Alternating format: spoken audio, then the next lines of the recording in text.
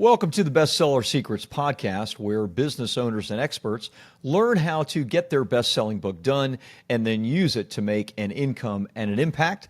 I'm Rob Kosberg, your host, and today I'm going to be talking about one of the biggest issues that I see, which is how to overcome procrastination and finally finish writing your book or any real big project that you may be undertaking or having a challenge with. I want to give you 5 ways to think about the challenge ahead of you, maybe reframe things a little bit and overcome that procrastination.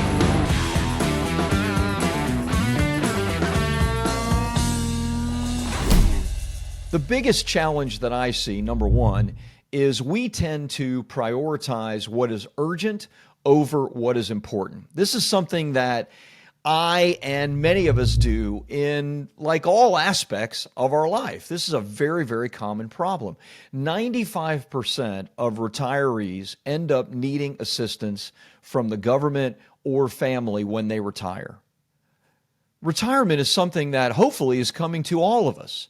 We know that this very, very important part of life is just down the road. Well, what happens that 95% of the people end up needing assistance? Well, it's because we didn't set our priorities correct as we were going down the road. Now, look, certainly there are some cases where some people aren't making enough money, but the vast majority of people do make enough money to save for retirement. The problem is where we're prioritizing things. So, what we need to do here to overcome this is we need to work on looking at the big picture when it comes to our book, when it comes to our project. What are our goals, our values, our responsibilities? What's the thing that we should really be focused on? Something that I like to use is called the Eisenhower Matrix.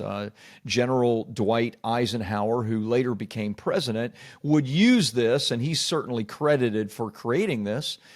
Ergo the name Eisenhower Matrix, but he would use it to make big decisions and prioritize his schedule, both as a general and then later as president of the United States. And so there are 4 quadrants in the Eisenhower Matrix.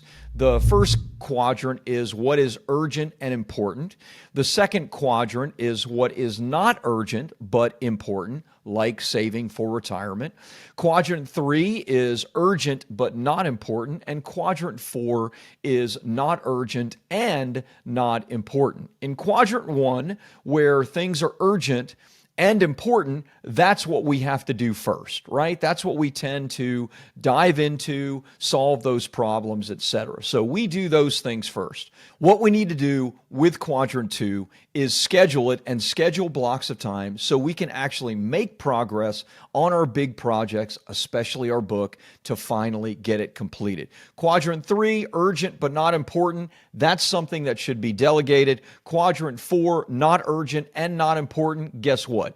Get rid of it completely, delete it. Maybe that's something that's on your calendar and it's perhaps not even on your calendar, but it's something that you do, something that I do on a regular basis. You know what? We can instead put something in that place like getting our book completed and delete that time from us. So use the Eisenhower Matrix to deal with number 1, which is prioritizing what is urgent over what is important. Number 2, we tend to struggle with how to start or the steps that we need to take for a big project like a book. The problem is we look at like this entire task and it seems overwhelming. I need to write a 200-page book, 40,000, 50,000, 60,000 words. What we need to think about instead is taking one small step towards the completion of our project. One small step might be simply creating an avatar of our ideal reader, or maybe it's deciding on what ideal audience we want to speak to. You can do that. That's one small step that you can set aside 30 minutes or an hour and do that really completely. So don't think instead of the giant project that is before you or what every intricate step needs to be. Just take the first step. Work on small tasks to get into motion and make it okay that you don't know everything. You just need to know what is right in front of you. That's number 2.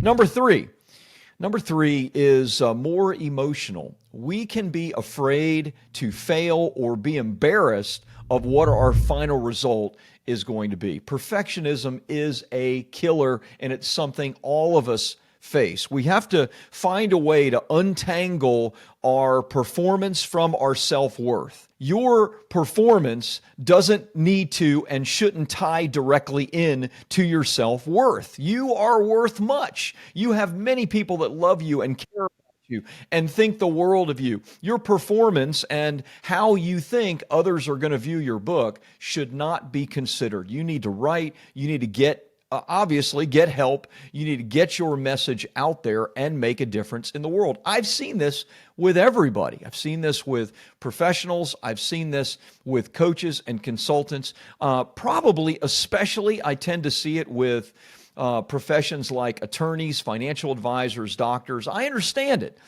Sometimes it shocks me what people often say to me in email or on my social media ads, right? I mean, it can be downright offensive. Now, I've been doing this a long time, so I've grown a thicker skin. But the reality is, in the beginning, when people would say things under my ads, people that don't know me at all, don't know anything about me, and just because my ad showed up on their timeline, or oftentimes they will opt into my email list, and then because of an email that I sent, which is not offensive at all, they will respond back with the most heinous stuff. There's something about the barrier, right, of the internet that can bring the worst out in people. Here's what you have to understand. Everything that you want is on the other side of fear. And something that I like to remember that's very, very helpful for me is that no one who is doing more than you or better than you is ever going to take the time to tear you down and criticize you just to bring you lower. That's not going to happen. It only happens when people are already looking up to you. So just remember that. Don't allow perfectionism to be tied up with your self-worth, and instead focus on what the goal is and what it is that you're trying to achieve. Number 4, some of us will say that, we work better under pressure. And this is actually something that I've said. I remember I had a coach and we were talking about this very challenge. I have a new book coming out and I've been slow in getting that book out. And the coach said, there are different kinds of people, and I see you as like a cheetah. And I said, okay, well, that's kind of cool. She goes, there are turtles and there are cheetahs. And I said, okay, I kind of like that. I like the idea of being the cheetah rather than the turtle. Here's the thing about the cheetah. The cheetah lays around all day. Most of the day, the cheetah's doing nothing. But when it's time to hunt, the cheetah gets up, goes, hunts, does what it needs to, and then it's done. Now, look, I understand that. And some of us are cheetahs, and others of us maybe more naturally are turtles, but this can also be a cop-out.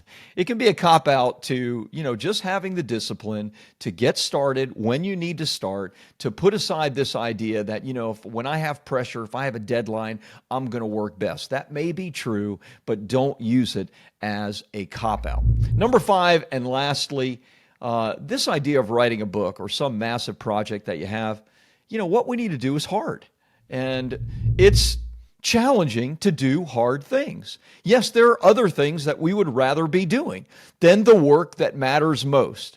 And it's actually fine for you to do what you want when you want to do it, right? That's the whole idea of having your own business and having a best-selling book that attracts clients and people that are interested in having you speak in media and PR and all of that. But understand, to receive the rewards, you must do the hard work. So consider what it will take to get it done, block out time on your calendar, and be willing to have the discipline and the diligence to do what is hard, because all the rewards come for doing what is hard, not what is easy. So those are 5 ways to overcome procrastination. Perhaps consider change your line of thinking when it comes to a big project and especially a book. If you're interested in learning more and maybe having some guidance, well, I've written a book called Publish, Promote, Profit. It became a Wall Street Journal